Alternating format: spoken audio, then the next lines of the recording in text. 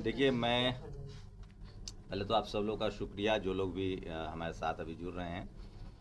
और मैं सचमुच मैं आप लोग देखते होंगे नेशनल दस्तक पर मैंने कई बार रिपोर्ट भी की है। ज़्यादा नहीं, 2014 में जब हम लोगों ने सोशल मीडिया प्लेटफॉर्म शुरू किया, और मेरी एक बड़ी कामना थी कि एक समय आएगा जब 100-100, 200 शोषित वंचित समाज के पत्रकार भी होंगे, बहुजन पत्रकार जिसको हम लोग कहते हैं, SC ST OBC, अल्पसंख्यक, किसान, गरीब लोग। और वो मैं ये सब हो रहा है दिल्ली में भी मैं देखता हूँ, और अब तो खैर पूरी दुनिया में जर्नलिज्म जो है वो मोबाइल के जरिए हो रहा है। और राजेंद्र प्रसाद सिंह की भाषा में कहूँ तो सोशल मीडिया जो है वो सच्ची पत्रकारिता है, क्योंकि कहीं कोई पत्ता गिरता है आम का या किसी पेड़ का पत्ता भी गिरता है तो वहाँ बैठा हुआ आदमी अपडेट कर देता है ट्वीट एक्स पर या फेसबुक पर या ट्विटर पर कि यहाँ पेड़ का पत्ता गिरा है। तो सोशल मीडिया आने से ट्रांसपेरेंसी बढ़ी है, रिपोर्टिंग बढ़ी है, ट्रांसपेरेंसी बढ़ी है। 10 साल में आप लोगों ने देखा मीडिया किस तरह से, मीडिया में तो आप भारत की मीडिया की बात करें तो इस देश के 90% आबादी जो SC ST OBC, किसान, अल्पसंख्यक, शोषित वंचित समाज है, उसकी कभी खबर, हम लोग टेलीविज़न में नौकरी किए हैं तो वहाँ कहा जाता था कि कोई रिक्शा वाले का अगर एक्सीडेंट हो गया है या वो मर गए हैं तो कहता था कि तो लो प्रोफाइल खबर है, मतलब उसकी जान की कोई कीमत ही नहीं थी। हाँ, वो खबर भी तब बनती थी जब किसी BMW ने उसको उड़ा दिया हो। तो सोचिए, जिस देश में खबरों को उसके जाति के हिसाब से देखा जाता था, जिस देश में खबरों को अमीर गरीब के लिहाज से देखा जाता था, और ज़्यादा मैं ये कहूँगा कि भारत की जो मीडिया रही है, क्योंकि भारत, मैं तो बार बार कहता हूँ, मजबूरी है कहना, क्योंकि भारत में जातिवाद इतना है, जाति प्रधान देश है ये, तो 90% आबादी की हिस्सेदारी नहीं रही कभी मीडिया में, उनकी बातें नहीं हुई। और इसका सबसे बड़ा नुकसान हुआ लालटन बाबू की जो इस वर्ग से आने वाले नेता थे, पॉलिटिकल नेता थे, SC ST OBC के नेता थे, उनको राजनीतिक रूप से बदनाम किया गया कि करप्ट हैं, भ्रष्टाचारी हैं, परिवारवादी हैं, और उनको काउंटर करने के लिए कोई नहीं था, क्योंकि मीडिया ही नहीं थी। जिनका मतलब बांसुरी वही बजा रहे हैं, जिन्होंने पेड़ लगाया वही आम खा रहे हैं। और ये बाबा साहब के, बाबा फुले साहब ने लिखना शुरू किया, बाबा साहब ने, उससे पहले बुद्ध कबीर बोल रहे थे, रविदास जी बोल रहे थे। बिहार में हम लोग हैं अभी, जगदेव बाबू ने अपना अखबार शुरू किया, रामविलास जी न्याय चक्र चलाते थे। तो तमाम लोगों ने कोशिश की, लेकिन टीवी अखबार इसलिए नहीं चल पाया शोषित वंचित समाज का, क्योंकि टीवी अखबार चलाने का कॉस्ट बहुत था, खर्चा बहुत था। और उसके बाद उसमें एडवर्टीजमेंट, हम लोग सोशल जस्टिस की बात करेंगे, SC ST OBC को तो कोई आपको पैसा देगा नहीं, प्रचार देगा नहीं, लेकिन ये सारा खेल सोशल मीडिया के आने के बाद बदल गया। और इसलिए बदला कि अब सारा मार्केट रेवेन्यू, और वो भी विदेशी लोग हैं ये लोग, तो उनको जाति वाला सिस्टम यहाँ का पता नहीं, तो वो व्यूज के हिसाब से पैसे देते हैं। इसलिए दलित पिछड़े, आज देखिए प्रिया सुहानी जैसे हो, किसी भी फील्ड में, चाहे वो डांस हो, फिल्म हो, अब तो डाइवर्सिटी धीरे धीरे आ रही है। लेकिन बहुत अफसोस है कि आज़ादी के 75 साल बाद भी SC ST OBC को संविधान की वजह से जुडिशियरी में भी अब जज बन रहे हैं, हाई कोर्ट, सुप्रीम कोर्ट में भी जज आ रहे हैं लोग, चपरासी से लेकर चीफ जस्टिस तक लोग आ गए हैं, लेकिन भारत के टीवी अखबार में कोई SC ST OBC का संपादक नहीं है, कोई बड़ा पॉलिटिकल एनालिस्ट नहीं है अभी, और मीडिया मालिक होना तो दूर बात है। तो ये सोशल मीडिया ने कम से कम उस कमी को भरपाई किया है। और हम लोग के साथ, अभी मैं पटना में हूँ तो हमारे गार्जियन हैं लालटून जी, प्रेरणा कोचिंग भी चलाते हैं, और लगातार सामाजिक मुद्दों पर यहाँ लक्ष्मण जी का भी आना जाना है, सीनियर पत्रकार उर्मिलेश भी आते हैं, बाकी विस्तार से लालटून जी बताएंगे। हम लोग इसलिए भी मिले हैं कि कैसे जो सामाजिक आंदोलन है, कैसे जो पढ़ाई लिखाई हो, छोटे छोटे उद्योग कारोबार हो, उनको आप लोग दिखाइए, ताकि इस देश के जो शोषित वंचित समाज है वो मजबूत हो। आगे लालटून बाबू बताएंगे कि जहाँ हम लोग बैठे, आ रहा हूँ, सवाल हम ले लेंगे। हम लोग जहाँ बैठे हुए हैं वहाँ तमाम समाज के जो वोकल लोग हैं, जो सामाजिक लड़ाई लड़ रहे हैं, चाहे वो राजनीति के क्षेत्र में तो कम, सामाजिक आंदोलन में जो लोग जुड़े हुए हैं, लक्ष्मण यादव हो, डॉक्टर उर्मिलेश हो, ये सब लोग यहाँ आते हैं। आगे लालटून जी विस्तार से बताएंगे। मैं एक छोटा मोटा, एक दानापुर में हूँ, और छोटा मोटा एक कोचिंग खोले हैं हम लोग, प्रेरणा कोचिंग। और इस कोचिंग में जितने भी गरीब बच्चे हैं, जो लो इनकम वाले हैं, जो सक्षम नहीं हैं, उनकी योग्यता पैसे के अभाव में दब जा रहा है, वो अच्छा कंपटीशन की तैयारी नहीं कर रहे हैं, तो हम लोग उस कोचिंग के माध्यम से समाज में एक क्रांति लाना चाहते हैं कि हमारे बच्चे पढ़ेंगे, कंपटीशन में जाएंगे, जज बनेंगे, डीएसपी बनेंगे, सीओ बनेंगे, बीडीओ बनेंगे, डिप्टी कलेक्टर बनेंगे, तो समाज का उत्थान होगा। और उसी कड़ी में सारे लोग जुड़े हैं और यहाँ सारे लोग अपना बीच बीच में आते रहते हैं, समाज को एक अच्छा नाम बताइए जिन लोगों का, जो जो लोग हाँ, आना यहाँ जाना पे शंभू सर तो हमेशा आते हैं, लक्ष्मण सर भी, प्रोफेसर लक्ष्मण यादव भी आते हैं, और नीलेश सर आते हैं, और बहुत से लोग हैं जो इतिहासकार, क्या नाम था उनका, राजेंद्र राव, वो भी प्रेरणा कोचिंग राजेंद्र के, प्रसाद सिंह जी भी आए हैं। प्रेरणा कोचिंग के ही में आए हैं। तो सारे प्रबुद्ध वर्ग यहाँ आते रहते हैं और एक अच्छा मैसेज दे रहे हैं बिहार को प्रेरणा कोचिंग के माध्यम से। आप लोग से भी हम रिक्वेस्ट कर रहे हैं कि आप लोग भी प्रेरणा कोचिंग को गांव, समाज, दूर दराज के गांवों में प्रचार प्रसार करें, ताकि बच्चे, दबे कुचले बच्चे लाभ ले सकें। और भी कुछ आप चाह रहे हैं कि जो हम सोशल चाह रहे हैं मीडिया पर सोशल लोग मीडिया हैं, द्वारा कि हम लोग के समाज को बहुत चीज़ पता नहीं है, बहुत से लघु उद्योग का काम सरकार द्वारा संचालित किया जा रहा है और बहुत सब्सिडी मिल रहा है और उससे हम लोग वंचित रह जा रहे हैं। तो हम आप लोग से रिक्वेस्ट करना चाहते हैं कि आप लोग गांव, घर या दूर दराज के गांव में भी वीडियो दिखा के शोषित वंचित समाज को आप लोग जागरूक करें। यहाँ पे सर जो जैसा कि आपने बताया कि सिर्फ पढ़ाई फ्री दी जाएगी, रहने का भी जो व्यवस्था नहीं, वो व्यवस्था अभी नहीं है। क्या प्रक्रिया सर में से इंट्रेंस कोई देखिए, है? बीए पास करने के बाद अगर बच्चा मेरिटोरियस है तो एक छोटा मोटा हम लोग इंट्रेंस टेस्ट लेते हैं और उस टेस्ट में सिलेक्शन हो जाने के बाद हम लोग एडमिशन लेते हैं और उनको फ्री ऑफ कॉस्ट कंपटीशन की तैयारी कराते हैं। कोई पैसा नहीं लिया जाता है, टेस्ट के नाम पर ही वसूली होती है, वो भी नहीं है। कुछ नहीं, एक भी पैसा एक है ना योजना कि 1 लाख बच्चे टेस्ट देंगे, 100 रुपया भी ले लिए तो 10 लाख हो गया, बाद में फ्री 10 को पढ़ाएंगे, ऐसा भी नहीं है। टेस्ट भी फ्री है। हम लोग पीटी से लेकर के मेंस और मॉक इंटरव्यू तक फ्री कराते हैं। तो सर ये जो फ्री आप चलवाते हैं कोई ट्रस्ट के थ्रू है, निजी तौर पे है, पैसे कहाँ से आते हैं? नहीं, इस ट्रस्ट में हम लोग कोई कहीं सरकारी संस्था या किसी तरह, हम लोग आपस में 500-700 आदमी हैं जो अपना कंट्रीब्यूशन करते हैं आपस में, 5,000, 10,000, 20,000, 50,000, जिनको जो सक्षम होता है, और वो कंट्रीब्यूशन करके हम लोग उसका खर्चा बेयर करते हैं। पे बैक टू सोसाइटी है। कितनी कैपेसिटी है सर? कैपेसिटी 100 बच्चे की है। और एक हम लोग की कोशिश है कि थोड़ा सोशल मीडिया को स्ट्रेंथन किया जाए, तो उस पर भी लालटन बाबू का जोर रहता है। जो लोग जिनकी मीडिया में चूँकि भागीदारी नहीं है SC ST OBC की, तो जो भी सोशल मीडिया से लोग जुड़ रहे हैं, जो कभी कोई दिक्कत हो तो जो भी मदद हो सकता है, कभी पटना में अगर आप बाहर से आ रहे हैं तो जो लोग सोशल मीडिया चला रहे हैं, पटना में हैं, आते जाते हैं, बाहर से आते जाते हैं, कभी कोई मुसीबत हो जाए तो वो भी लालटन बाबू से संपर्क कर सकते हैं और तमाम तरह का सहयोग करते रहते हैं। कोई उद्यमी नहीं है, कोई बड़े कारोबारी नहीं है, सामाजिक आंदोलन के हिस्सा हैं और चाहते हैं कि देश मजबूत बने, राष्ट्र मजबूत बने, और राष्ट्र तभी मजबूत बनेगा जब राष्ट्र का हर नागरिक मजबूत होगा। तो खासकर जो शोषित वंचित समाज के लोग हैं, जो पत्रकारिता में हैं या कोई सोशल एक्टिविस्ट हैं, तो उनको भी कई बार अपने पैकेट से ही रहने खाने का भी प्रबंध कर देते हैं। तो इसलिए भी हम लोग थोड़ा सा हम लोग यहाँ आते हैं, क्योंकि हम लोग भी उसी से जुड़े हुए हैं। तो इसके लिए लालटन बाबू से हम लोग चाहते थे कि सब लोग को अवगत भी हो, और अगर कोचिंग के सिलसिले में भी आप लोग संपर्क कर सकते हैं। और कोशिश रहती है कि तमाम जो सोशल मीडिया इन्फ्लुएंसर हैं, उन लोगों को अगर कोई तकलीफ हो तो उनकी भी मदद करने की कोशिश की। आप बेहिचक यहाँ आ सकते हैं और समय बेसमय हम लोग मदद करेंगे। सर आपसे एक सवाल था कि जैसा आपने बोला कि पत्रकारिता में आना चाहिए, जो लोग पत्रकारिता शुरू करते हैं 1 साल होता है, 2 साल होता है, उसके बाद उस बैक हो जाते हैं, क्या उनके लिए आप सजेशन देना चाहेंगे कि लंबा समय तक टिके रहें?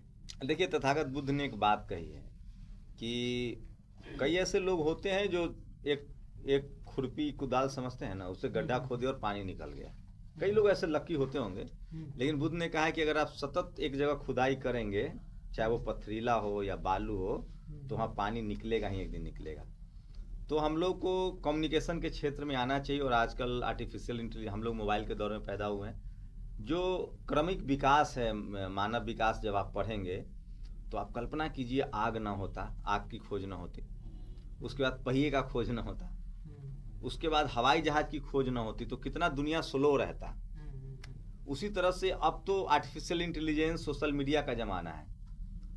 आप खाना बनाने वाले हैं, ठीक है, सोशल मीडिया का इम्पैक्ट समझा रहा हूँ। अब प्रैक्टिकल, आप खाना बना के बेचते हैं तो गारंटी नहीं कि आप बहुत कमाएंगे, लेकिन अगर खाने का वीडियो बनाते हैं खाना बनाने के साथ, तो गारंटी है कि आप ज़्यादा कमाएंगे। आप ट्रक ड्राइवर हैं, जरूरी नहीं कि आप बहुत अमीर हो ले, मिनिमम सैलरी है, लेकिन वही ट्रक ड्राइवर जब ब्लॉगर बन जाता है तो देखिए पूरी दुनिया में डंका बज रहा है। तो मैं तो अपील करता हूँ इस देश के मेहनत कश लोगों से, जिनके हाथ में हुनर है, उनको बस जीभ चलाना सीखना है। दौरी बिनने वाले, लोहा का काम करने वाले, लकड़ी का काम करने वाले, खेत मजदूरी करने वाले, और मोबाइल ने उसको आसान कर दिया है। पहले था कि जंगल में मोर नाचा किसने देखा, आज सोशल मीडिया है। आप गेहूं की बुआई कर रहे हैं, खेत की कटाई कर रहे हैं, धान की रोपाई कर रहे हैं। वो देखिए, वो जो लड़की है शिवानी, वो गई बिग बॉस में। आप कल्पना कर सकते थे प्रिया सुहानी, वो जिंदगी भर सोशल मीडिया ना होता, वो एक गाना उनका वायरल ना होता, तो उनको खेसारी लाल यादव जी के साथ काम नहीं मिलता। तो सोशल में देखिए, दुनिया में हर समय राजा महाराजा होते थे ना, तो कबूतर चिट्ठी लेके जाता था। तो सोशल मीडिया ने इस देश के और दुनिया से हमको, अगर आपके अंदर कोई भी हुनर है, पत्रकारिता का मतलब खाली राजनीति के झूठ साच बोलना थोड़ी है। भारत के मनुवादी और जातिवादी मीडिया ने कभी पत्रकारिता नहीं की, ये लोग सब झूठ बोले हैं। मैं दावे के साथ कह सकता हूँ, इन लोगों ने हमेशा लोगों को गुमराह किया है। उन लोगों ने हमेशा राग दरबारी गाना गाया है, जिसकी सरकार हो उसका राग गाते हैं। मीडिया का मतलब होता है जनता के पक्ष में सरकार से सवाल पूछना। आप लोग मीडिया के छात्र हैं, मैं भी छात्र हूं। मैं बता दूं, इस देश में मनमोहन सिंह के यूपीए 2 से पहले पत्रकारिता ही नहीं होती थी। इस देश में 5 साल ही पत्रकारिता हुई, जब यूपीए 2 में मनमोहन सिंह की सरकार थी और वो बेचारे अल्पसंख्यक समाज के प्रधानमंत्री थे। उनकी इतनी आलोचना की गई कि सरकार गिर गई, और 5 साल पत्रकारिता हुई, 9 से 14। आज 14 के बाद तो पत्रकारिता फिर खत्म हो गई। जैसी मजबूत सरकार आएगी ना, पत्रकारिता खत्म। इस देश में पत्रकार तभी पत्रकारिता करते हैं जब कोई प्रधानमंत्री या मुख्यमंत्री दलित, पिछड़ा, अल्पसंख्यक हो, उसकी धोती खोल देते हैं लोग। अगर मैं खराब शब्दों में कहूं तो उसकी आलोचना इतनी होती है कि अगली बार वो हार जाता है। लेकिन वही सारी पत्रकारिता पता नहीं कहां चली जाती है जब आरएसएस या बीजेपी या कांग्रेस समर्थित सरकार हो, या सवर्ण समाज का मुख्यमंत्री हो या प्रधानमंत्री हो। कर्पूरी ठाकुर के खिलाफ पत्रकारिता हुई, जगदेव। तो इसीलिए मैं कह रहा हूं कि आप जिस भी प्रोफेशन में हैं, आप अपना हुनर दिखाइए और एक जगह गड्ढा खोदिए, सफलता मिलेगी। और पत्रकारिता जातिवाद का वो अभेद किला है जहां आज भी एक भी SC ST OBC के संपादक नहीं है, न मीडिया हाउस के मालिक हैं। आप सर बिहार में हैं, बिहार में सोशल जस्टिस के सबसे बड़े सिपाही सत्ता में रहे लालू यादव जी को चोर साबित कर दिया गया, परसेप्शन पैदा कर दिया गया। इसमें मीडिया का कितना रोल है? अरे पूरा मीडिया का ही रोल है भाई, न तो घरे घरे थोड़ी ना कोई जज जाके कहता होगा कि करप्ट है, भ्रष्ट है। एक तरफ आप कहते हैं कि सोशल मीडिया उसका जवाब देने दीजिए।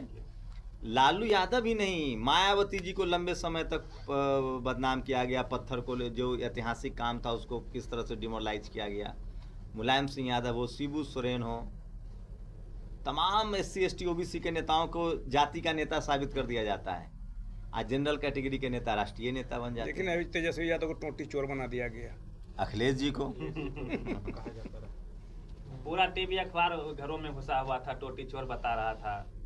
तो हमारे नेता को भी समझना चाहिए, लेकिन अभी लोग काउंटर कर रहे हैं। मैंने देखा वो कह रहे हैं कि हम सबको नोटिस भेजेंगे।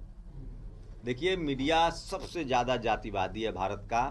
भारत की मीडिया कभी भी जाति के सोच से ऊपर नहीं उठ पाई। 1-2 पत्रकारों को छोड़ दीजिए, जैसे आप SP सिंह को छोड़ दीजिए, जो भारत में टीवी के बड़े लाने वाले हैं, उनको क्रेडिट दिया जाता है। तो और कोई पत्रकार नहीं हुआ जिसने जातिवाद के खिलाफ बिगुल बजाया हो। SP सिंह को इसलिए मैं याद करता हूं, जैसे मैं BP सिंह को नमन करता हूं जिन्होंने रिजर्वेशन लागू किया। मैं अर्जुन सिंह साहब को नमन करता हूं जिन्होंने स्कूल कॉलेज में OBC रिजर्वेशन लागू किया। सवर्ण समाज में ये 3 लोग हैं, अर्जुन सिंह, BP सिंह, उसके बाद SP सिंह। एसपी सिंह ने जब मान्यवर कांसीराम साहब और आशुतोष का थप्पड़ कांड हुआ, जो कहा जाता है, मीडिया ने कहा, उस समय जातिवादी पत्रकारों ने आंदोलन चलाया, तब एसपी सिंह ने कहा कि नहीं, ये तो जाति का आंदोलन है, हम इसको वापस लेते हैं। तो बहुत कम पत्रकार रहे हैं, लेकिन सोशल मीडिया आने के बाद अब लोग उनको काउंटर भी कर रहे हैं। हम लोग सर ग्राउंड पे उतरते हैं, या फिर लोग जो उस तरफ के मीडिया है जिसकी बात कर रहे हैं आप, तो वो लोग कहते हैं कि हम लोग जातिवादी हैं और बायस्ड खबरें दिखाते हैं। आप हों, वेद सर हों, जैसे ही हम लोग जाति पे बात करते हैं, हाँ, जैसे ही बात करते हैं कि आप लोग जातिवादी, तो उनसे पूछिए कि जाति किसने बनाई, जाति का लाभार्थी कौन है। आपके यहाँ एक ही जाति, एक ही कम्युनिटी के पत्रकार कहाँ हैं? 90% लोग SC ST OBC क्यों नहीं है? उनसे जवाब, हम लोग जातिवाद के खिलाफ लड़ रहे हैं। अब कोई कहे, डॉक्टर कहे कि मरीज को कहे कि मरीज कोई कहे कि हम ही डॉक्टर है तो हो जाएगा? इसकी एक बड़ी वजह है। देखिए, इस देश में कुछ सोशल रिफॉर्मर होते हैं ना, जो कास्टिज्म के खिलाफ बोलते हैं, वो कभी भी उन लोगों के सामने नहीं जाते हैं जो जातिवाद फैला रहे हैं, वो उनके सामने जाते हैं जो जातिवाद से पीड़ित हैं। तो आप उनसे क्या उम्मीद करते हैं? जो आपको चपरासी नहीं बनने देना चाहता है, वो आपको पत्रकार बनने देगा? आपको कहेगा कि हाँ, रेड कार्पेट बिछा दिए, आइए आप भी काम कीजिए हमारे यहाँ। एक चीज समझना है कि आपको जातिवाद अब उन लोगों को झेलना पड़ेगा जो पढ़े लिखे लोग हैं, आज जो सिस्टम में आना चाहते हैं, जो अपने जातिगत पेश, जैसे जाति क्यों बनाई गई थी कि आप अपने जाति वाला काम कीजिए, बाल काटिए, लकड़ी का काम कीजिए, लोहे का काम कीजिए, गाड़ी चलाइए, खेती कीजिए, मजदूर बने रहिए। जब आप इन जातिगत पेशों से ऊपर उठकर media, judiciary, college, university, bureaucracy, business में जाएंगे, तब उनके पेट में दर्द होगा, वो तो आपको कहेंगे ही। तो हम लोग जातिवाद के खिलाफ लड़ रहे हैं, हम लोग बदला नहीं बदलाव चाहते हैं, और हम लोग जातिवाद के खिलाफ हैं। हमारे पास खाने के लिए कुछ है ही नहीं, हम क्या जातिवाद करके किसी का नंबर काट लेंगे इंटरव्यू में? एक टर्म है सर, वो लोग खुद को राष्ट्रवादी पत्रकार कहते हैं, और इसके पीछे वही है कि हिंदुओं एक हो जाओ, आप हिंदुत्व की बात करेंगे तो आप राष्ट्रवादी हो गए। अरे बहुत पहले यहाँ कहा गया, अपने मियाँ मिट्ठू कोई नहीं बनना चाहिए किसी को, लेकिन बहुजन समाज को अपनी तारीफ भी खुद ही करना चाहिए। देखिए, वो क्या कहते हैं सो छोड़िए, वो तो कह रहे थे कि समुद्र लांघना पाप है, तो हम मान लें। वो तो कह रहे हैं कि आपको जातिगत पेशा, उनके कहने, उनके सर्टिफिकेट की जरूरत है क्या? उनकी बात मान रहे थे तब तो कह रहे थे ज्यादा पढ़तो लिखतो बेटा तो पागल हो जातो। उनका बस चले तो वो तो हमको चपरासी न बनने दे, आरक्षण का विरोध कर रहे हैं। तो उनके कहने पर जाते क्यों? आप अपनी बात करो ना। हमको उनसे सर्टिफिकेट लेना है, गोल्ड मेडल लेना है। आप देखिए ना, दुनिया में आज भी अमेरिका में जब ऑस्कर का अवार्ड मिलता है तो ब्लैक समुदाय के जो कलाकार हैं जाते हैं और रंगभेद के खिलाफ बोलते हैं। अभी भारत में तो ये लड़ाई शुरू हुई है, पत्रिका हमारी लड़ाई बदलाव किया। अभी तो हमारे लोग 60% भी स्कूल कॉलेज नहीं पहुंचे हैं। जिस दिन इस देश के SC ST OBC, किसान, अल्पसंख्यक, गरीब 90% तक, 95% स्कूल चले जाएंगे, 100%, तब अपने हक अधिकार के लिए और जागरूक होंगे। देखिए, दो चीजें हैं, जातिवाद के खिलाफ लड़ाई वही लड़ पाएगा जो पढ़ा लिखा होगा, क्योंकि जातिवाद इतना महीन जाल है कि मजदूर आदमी समझ ही नहीं सकता। इसलिए हम लोग को बाप दादाओं को मजदूर रखा गया। बाबा साहब क्यों लड़े? जब वो कैम्ब्रिज ऑक्सफोर्ड से पढ़ के आए। लालू यादव हो, मान्यवर कांसीराम साहब हो, मायावती जी हो, मुलायम सिंह यादव हो, चाहे जगदेव बाबू हो, शिबू सोरेन, ये सब तो पढ़ा लिखा आदमी थे ना, तब ना जातिवाद के खिलाफ लड़ पाए। जो बेचारा रिक्शा जिनको चलाया जा रहा है, ठेला चलवा रहे हो, कैसे जातिवाद? लेकिन फिर भी बिहार में तो अब इतनी अवेयरनेस, बिहार देखिए, टीवी अखबार कहता है ना कि बिहार यूपी में जातिवाद है, वोट जातिवाद पर होता है, ये झूठ है। बिहार यूपी में जातिवाद के खिलाफ लड़ाई है। दलित पिछड़ा यहाँ मुख्यमंत्री बनते आ रहे हैं। आपको जातिवाद देखना है तो उन राज्यों में जाइए जहाँ कांग्रेस बीजेपी हमेशा से सत्ता में। बाबू, आप कुछ कहिए, क्या कहना चाह रहे हैं? ठीक है सर, हम लोग को धन्यवाद देते हैं। एक पॉलिटिकल सवाल है सर। एक पार्टी नई बनी है प्रशांत किशोर जी की, वो पलायन रोकने की बात करते हैं, अच्छी शिक्षा की बात करते हैं, तो उनको लेके क्या, उसमें सारे IAS IPS जो रिटायर्ड हैं वो उसमें जुड़ रहे हैं, उनका क्या भविष्य होगा?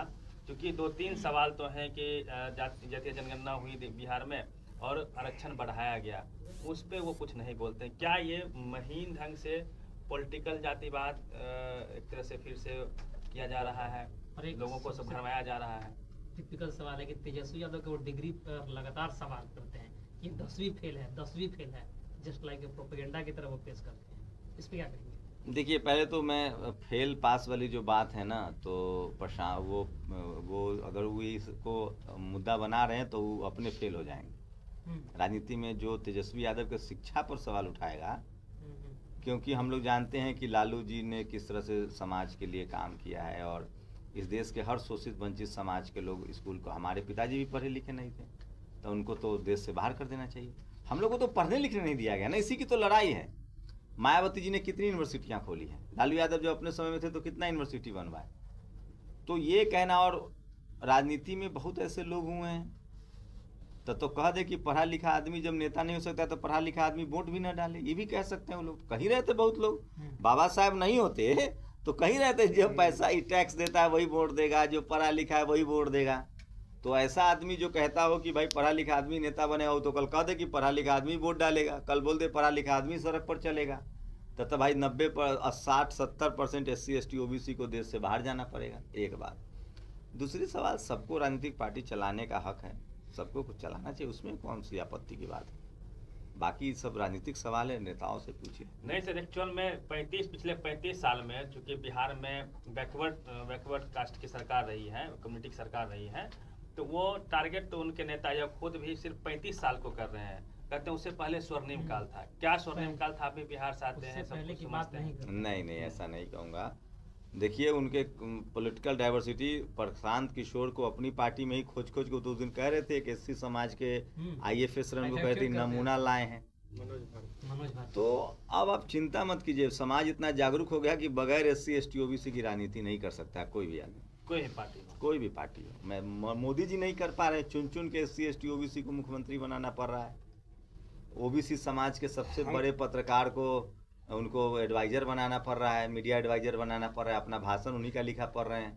तो बगैर SC ST OBC दलित पिछड़े अल्पसंख्यकों के अलावा इस देश में राजनीति नहीं चलेगी। इसलिए आप लोग कह रहे हैं कि मीडिया में दम लगाइए, आपके पास 90% व्यूअर है। मैं व्यक्तिगत रूप से बोलना चाहता हूँ कि मोदी जी ने एक बार 14 में ठग लिए पूरे इंडिया के आदमी को, सेम वही पैटर्न पर पीके चल रहे हैं। ये भी एक बार यहाँ बिहार के जनता को उसी रूप में ठगना चाहते हैं, समझे कि नहीं? सवाल है कि क्या बिहार की जनता उनको एक्सेप्ट करेगी? नहीं, एक्सेप्ट करेगी नहीं करेगी वो तो बात की बात है, वो सामने आएगा, समझे कि नहीं? ये पहले क्यों बता दें कि करेगी, लेकिन वो फेल हो जाएंगे, कहीं से कुछ उनका लग नहीं रहा है। हाँ, वो फूट डालो, शासन करो, समझे ना? आपके बीच के लोगों को वो तोड़ेंगे और उसमें वो बीजेपी के बी टीम के रूप में काम कर रहे हैं।